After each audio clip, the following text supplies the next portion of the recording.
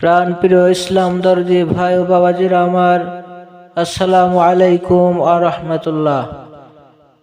মনে রাখবেন, আগামী 14 জানুয়ারি রোজ বুধবার বাদ আসর হইতে সিরাজপুর ইকরা একাডেমি মাঠ প্রাঙ্গণে মাদ্রাসাতুল কুরআনুল কারীম সিরাজপুর ভুরিলিয়া শ্যামনগর সাতক্ষীরা এর শুভ উদ্বোধন উপলক্ষে ওয়াজ ও দোয়ার মাহফিলের আয়োজন করা হয়েছে।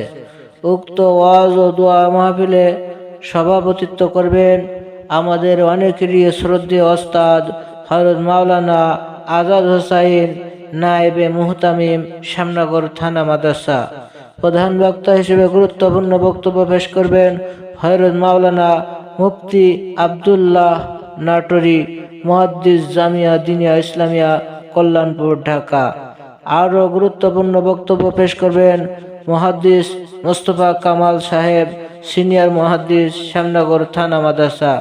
বক্তব্য রাখবেন মুফতি আব্দুল আলিম সাহেব, মুহতামিম, মোহাম্মদপুর কাসিমুল উলুম সুলতানিয়া মাদ্রাসা।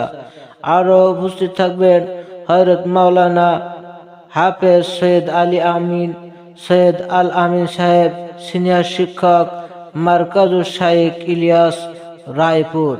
এছাড়া অনেক উলামায়ে কেরামগণ কোরআন এবং হাদিস থেকে গুরুত্বপূর্ণ বক্তব্য পেশ করবেন। উক্ত ওয়াজ ও দোয়া মাহফিলে দলে দলে যোগদান করিয়া দোজাহানের অশেষ নেকি হাসিল করুন।